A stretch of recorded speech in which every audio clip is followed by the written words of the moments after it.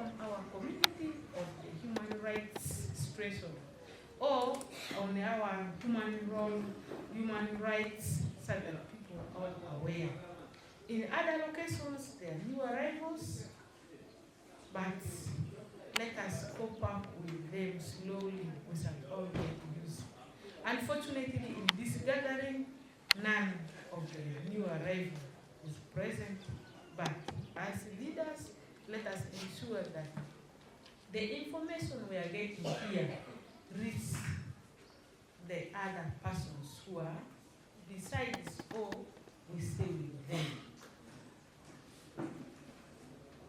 I'm so grateful that we happen to come in for this training. However brief it is going to be. They say one by one makes a barrel. Okay? When you get something small today, you add up tomorrow, or you practice it, is better than closing the book and leaving everything here. I'm called Kenya Emmanuel Moga, the Refugee Welfare Committee Chairperson for Zone 2. Yeah. We are getting this training for human rights by Uganda Human Rights Commission, and in the settlement we know that human rights sometimes have been tampered with, or maybe people don't know exactly the laws that govern the rights of human being in the settlement. And one of such problem is the right to education. In the settlement, we have a lot of households that abandon their children. The parents go to either South Sudan or go very far for farming, leaving the children not taken care of. At the end of the day, with the challenges that the children face, they drop out of school, meaning already one of those rights is already violated as a human right. Two is the issue of health. One of the human rights says that everybody is entitled to good health, and for a person to get good health, that person needs to be treated whenever he falls sick, he or she falls sick. So in the settlement again, we have rampant complications, especially with the women and children, where the health centers within cannot be able to treat. And the other challenge is now the partners that are dealing with the health are supposed to refer these cases, and the process of referral is very complicated. Sometimes it's very difficult. Somebody goes to the health center, gets medication, and not proper medication. That right, and we end up sometimes losing patients due to violations. And some people get referred to Kampala, Mulago. And of course, our people here in the settlement don't know anything in Kampala. So when they go, they are supposed to be handled by partners. So the partners sometimes are reluctant. If a person is not sharp and doesn't know Kampala, you see that somebody will stay there for a week or two without being attended to and will be returned. So these are some of the violations that we see of human rights. The other right is a human being is supposed to practice agriculture. Those are in the right, even in the constitution, we are supposed to do that. But the problem here, we don't have land. We hire land from the landlords. But when we hire the land, some landlords are very friendly, but there are a few who are not really friendly. They hire out land, which is very bushy or with the forested thick. You clear the bush. After just 1 year of working on that land, you find the landlord comes and claims back the land. Efforts have been put in place by OPM to have a land user agreement form, but the landlords are not willing to. There are very few landlords who are willing to sign those contracts with the land users, but many, because they want to play their games, and we cannot push them because the land belongs to them. So in the settlement, some of these challenges are the ones that we have, and we see that these are violations of human rights, because if a household is already not having ratio, that is a very big problem. Most of the refugees are already in category 3, and category 3 is somebody is already removed completely from food assistance. The next option would be going agriculture, cultivating, rearing animals or whatever.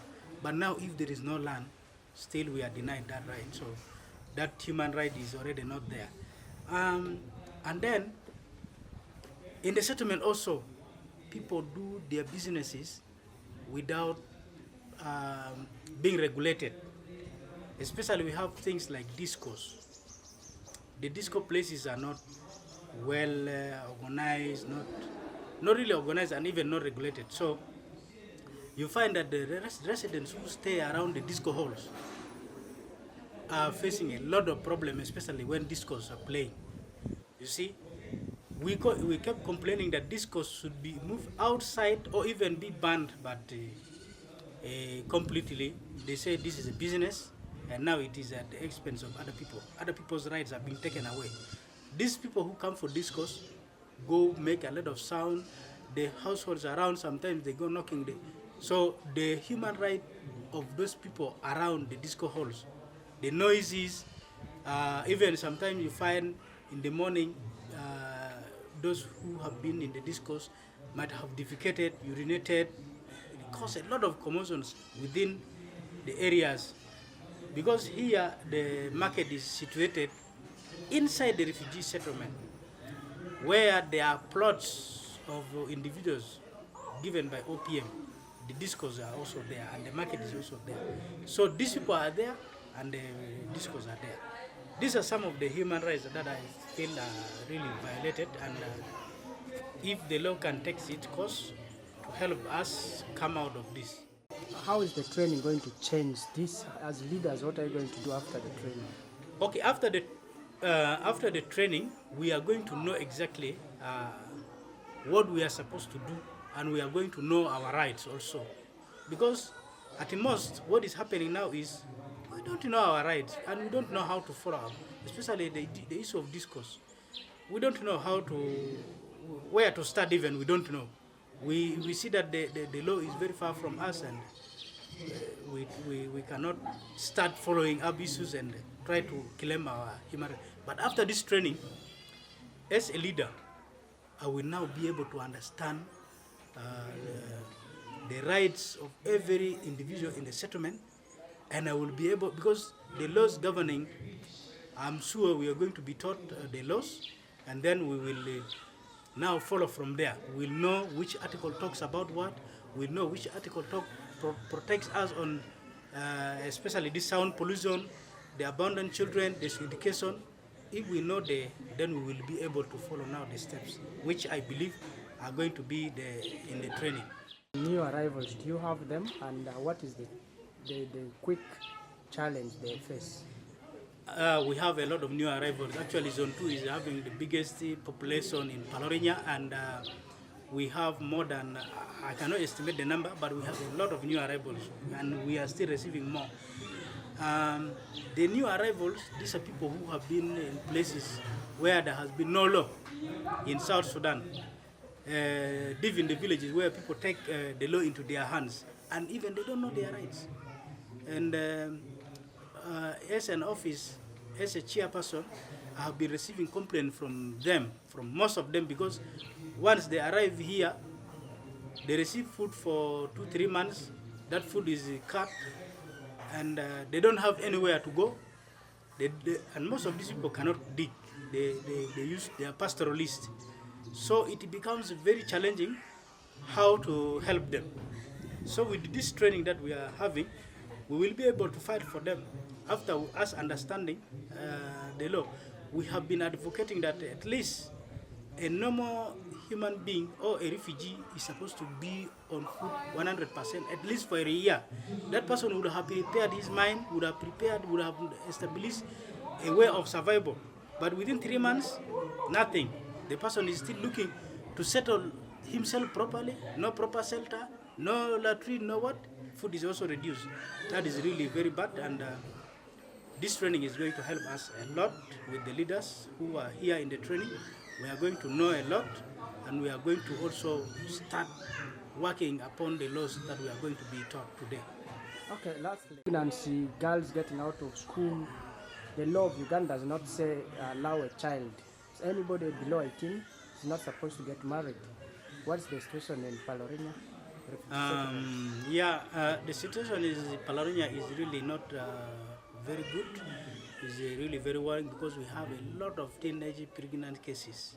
There are very many these cases are there. So the problem when we came to the settlement, partners came to try to support us in very many ways, and the other aspect was supporting adolescent girls. Unfortunately, there was an approach by some of the partners to support survivors of or victims of rape, of early pregnancies.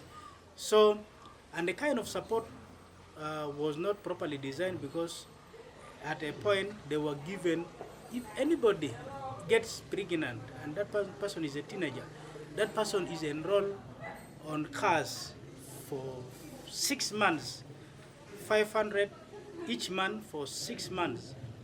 That support was wrongly placed. We fought it, and there was, at that time we were fighting it, but we were not knowing the laws, because the partners were claiming they are supporting this guy, which was okay, the intention was good, but the perception lured many girls to go and get this money. Because if somebody didn't have the pregnancy and the friend is already impregnated and is getting 500,000 for 6 months, even mothers were sending their daughters, go and get pregnant, so that we get this money. 500,000 per month? Per month for 6 months. This happened a few years earlier. In the 2020, 2021, I think, a project won by LWF was supporting teenage pregnant and teenage mothers. So this thing lured a lot of girls, and now the trend has continued, even after the support is taken away. Already, as if the system is still on, people, teenage pregnancy is at a rise still.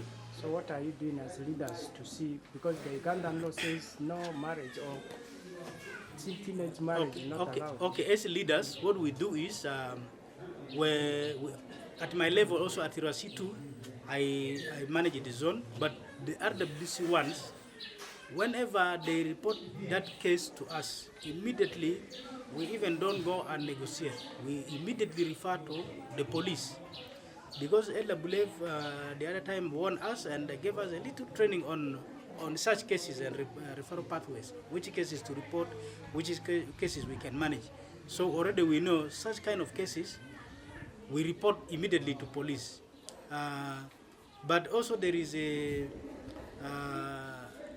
at the police sometimes will see the case if the girl is around 17 and will allow the people to agree and send them back.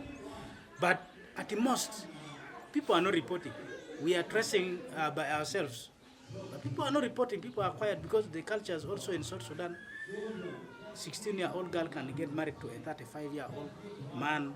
So, but we are working hard day and night to make sure that we completely stop. If we cannot stop, reduce to a minimum number.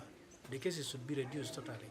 You say cutting food aid has caused a lot of criminal activities. Do we receive cases of theft here, and how do you handle it? Yes, the food cuts has impacted negatively so much. For those who came here early, 2016, 2017, somehow they are managing to cope, because when this food came, they were already also trying to run around to get land and with the landlord. So somehow with them, the challenges are not too much. But the challenge is with the new arrivals now. And these days we are battling with the police. The rate of crime has gone up, because somebody is not having food, somebody is not having anything, no clothes, children are not going to school, especially among the new arrivals, are not going to school because from reception, when they were coming from South Sudan or from Sudan, they said they were told that in Uganda, education is completely free. But reaching here, there is a development fee you have to pay of 5,000, 10,000, 2,000. So that development fee is not easy to get. And you know, South Sudanese families, most of them are extended. You find very many people in a household. So if a person is having 6, 7, 8 children, 5,000 times that money is really big money. So the parents don't afford. At the end of the day, the children stay at home. They resort to stealing. These days, we are registering cases of tarpaulin. The tarpaulin that people have put on their roof are being stolen, even when the people are sleeping inside. Anything, even food, doors are being broken. In the villages, you find that in the morning, one tarpaulin is gone, the roof is open. The next day, goats are gone. So the rate of crime is going up, especially theft. And even there is a gang. We are afraid that there is a gang group, though we are working so hard with the police to make sure we put that down. But there is already a gang group. The groups, actually, not just one group, but we are working day and night with the police to try to make sure that we put them off completely, and they have to cope positively. When you arrest or get these people, where do you take them? When we arrest suspects, we take them to the police, so that the police will determine their crime, their case. There are some cases that already reach Obongi, and from Obongi, I think they are going to court, but most of the cases reach Obongi, and I think they end in Obongi. There are very few, especially for theft, that end at the police, where the parents go and will accept to compensate, and then these cases are resolved at the police, then it doesn't go ahead. But most of these cases, we report them immediately to police, theft cases, yeah. And tell us about the Uganda Human Rights Commission training. How is it going to help you bridge? Start with the gaps. What were the human rights abuses here? And how will this training help you? Yeah, thank you so much. My name is Dramunda Anthony Moga. I am the chairperson of Uhrc Palorinya Refugee Settlement located in Uhrc district. As the lead person in this settlement, we're able to receive human rights commission that have come in to interact and orient people on the basic of the commission and then what is expected of a human being. As a refugee fraternity in Obongi and then Uganda as well, we have a mindset that the laws in South Sudan work in line with the laws in Uganda as well. So we realize there are very key information that the refugee community are there to understand and make compliance to the laws. As said, all laws are above each and every one, regardless of being a refugee or a host community. So as a leader in this settlement, we very much appreciate this engagement where communities were brought together for them to understand what is expected of them and what the law says. Today, we are holding a training with all the chairpersons that cuts across the settlement. Ideally, they're here to share experience, what they know in line with their mandates and what the law says. There are a number of issues that cut across in terms of our operation. One, people tend to say when they commit a crime, you realize somebody begin telling you, I did not know. And as said, there's no ignorance towards the law, that where someone cannot be denied the facts that he or she deserves to be given some penalty, in which we believe that by this training, at the end of the day, leaders will go back and re-sensitize their own committee members for them to understand and see how best they can refer cases. There are cases that are beyond the mandates of the leaders, but thereafter I believe they'll be able to share equally with the law enforcers and see how perpetrators can be brought in book, and then a law takes its cost. Usually when this demand, how do you handle those within your area? Yeah, in this settlement we have partners that deals with the protection issues, particularly LWF and then UNHCR and OPM as well. Where there are gaps, we usually pass communication and they come in support. But basically issues to do with early pregnancy, defilement cases, crimes that results into gun-related issues, we refer them to police. And when we refer to police, the police now profile the case and then they are taken to court. And that's ideally what is happening here. And as a result, that's why people are jailed. They remain in some of the detention houses across the globe in Uganda. Who can access land? What is the situation? Has it changed them in terms of livelihood after cut in food aid? Yeah, as related to livelihood, the land in this district is communally owned, where the land belongs to the community, but we were able to interact with the local government system to see how best peacefully they can share land as a resource. People go and hire land, people go and rent land, and then with terms and conditions attached, where the Uhrc chairperson of that particular village, together with the LC1 of the village, they sit together, and then they harmonize the agreement such that tomorrow none of them is taken out of the agreement. So we are peacefully coexisting. When we are interacting with our partners, we're able to agree that when we're forming groups, because that's one way of supporting individuals. So that brings in both the host community and then the refugee community. Equally, the membership of the host community now will be able to take it off to see how land can be allotted to the groups. And that's one of the best approaches that we're engaging here in Palorinya that brings a very lively and peaceful coexistence between the two communities. We've heard of landlords after giving land, when you prepare this land, they come and take it away, or after like just one season, if you had agreement for more than a season or two, they come and take it away. How do you harmonize this? Yeah, that had been issues that happens in isolated manners, but as the leadership structure here, we're able to sit with the landlord and have a hierarchy. There should be a chairperson, a vice, and a committee that regulate land allotment. Up to today, we're able to resolve that by that. Whoever comes in, we need to consult from the chairperson and will give a guardian. And up to today, we are peacefully sharing the resource.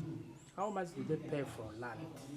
Maybe giving land out depends on the empathy the person had.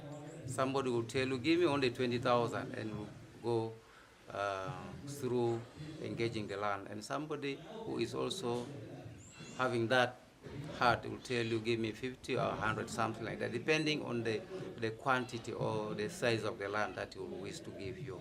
But all in all, it is all about appreciating and then embodying somebody to have life in the settlement.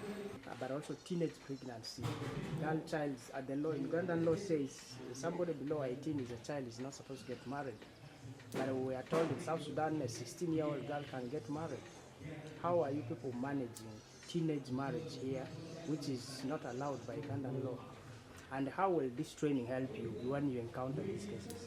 Yes, the mindset back from home, in certain communities, you will opt to marry off your girl within the age bracket of less than 18. And then by the sensitization program that we are holding here, many communities are able to understand the risks attached on early marriage. So you realize by such kind of training, people are not able to know. People thought when defilement is rated only on a boy, but you realize both sex, a boy and a girl, can defile. So when that incident happens, usually we refer to police and the law takes its course. And that's where we're able to mediate. One thing also attached is we as leaders are not supposed to mediate that process. The law has to take its course. Therefore, that's why you are seeing there's some reduction in this kind of teenage pregnancy and early marriages.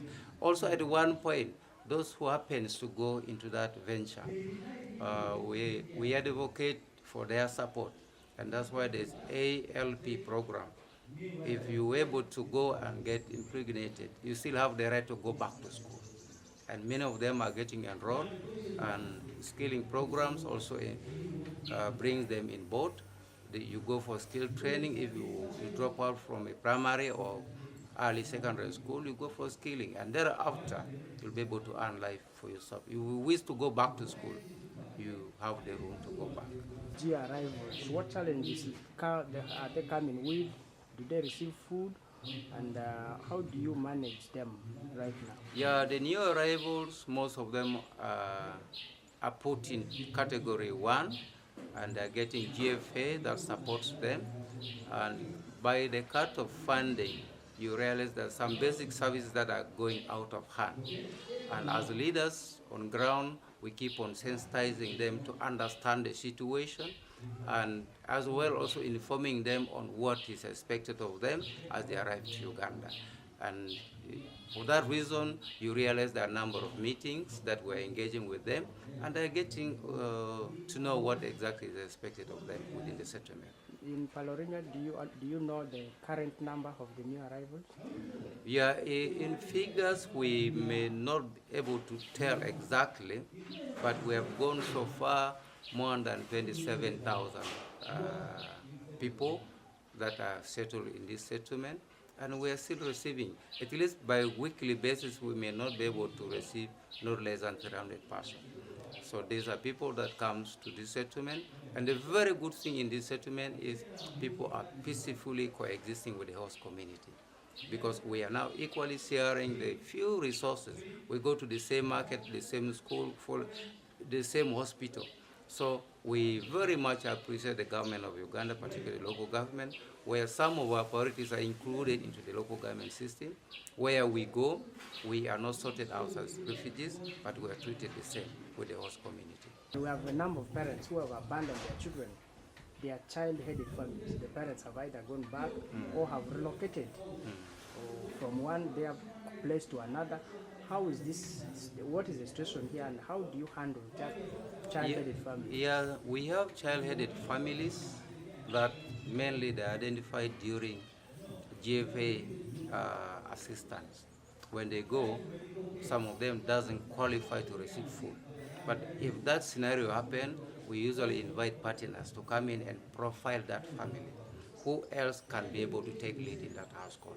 And then if there are programs that can be availed, we usually recommend partners to go in for support so that such children are given hope, they have future at the end of the day. And that's what we do as leaders in this settlement. Okay, thank you so much. And with your name and title? Yeah, thank you so much once again. My name's Dramundu Anthony Moga. I am the Uhrc chairperson for Palorinya Refugee Settlement of Bongi District, local government. Thank you so much. Human Rights Commission as the Regional Human Rights Officer in charge of West Nile and Northwest Nile regions.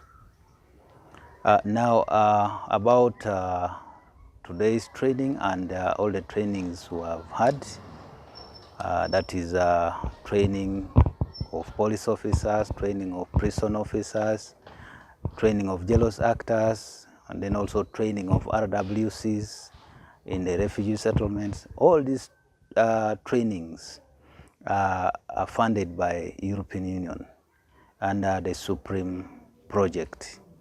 Now, why these trainings is because we want to enhance access to justice, you know, in the refugee settlements and also in the host communities.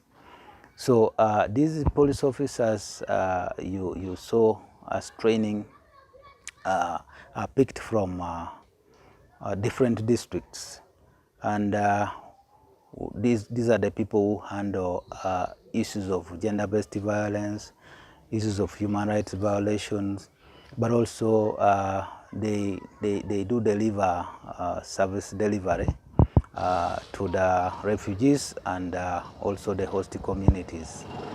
Now, the prison officers are equally important in such trainings because, as you may realize, they are at the receiving end.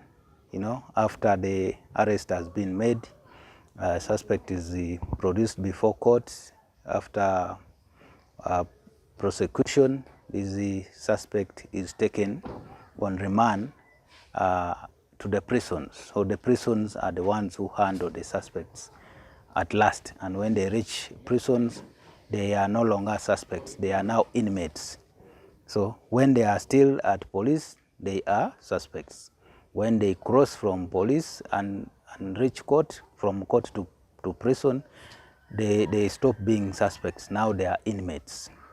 Now, the jealous actors, this is a combination of jealous institutions. You find the police are there, the judiciary is there, DPP is there, prison is there, local government is there, among the jealous actors. Why we bring them together is basically to enhance access to service delivery, but specifically access to justice.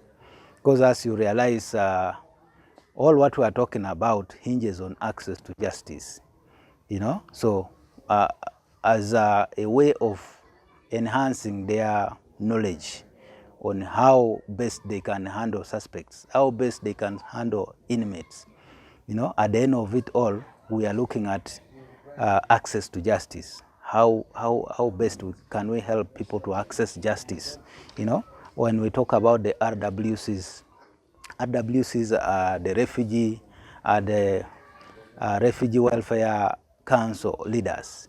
Now, these are the refugee leaders who are in touch with the refugees at all levels. So we bring them on board so that they take the message back to their communities.